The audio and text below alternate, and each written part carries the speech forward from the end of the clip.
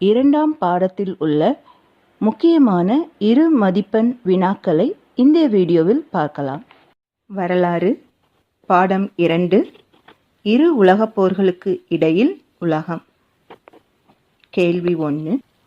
பொருளாதார பெருமந்தம் இந்திய வேளாண்மையின் மீது எத்தகைய தாக்கத்தை ஏற்படுத்தியது?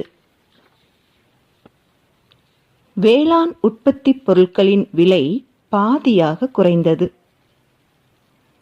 அரசுக்கு விவசாயிகள் செலுத்த வேண்டிய பணம் 2 மடங்காயிற்று.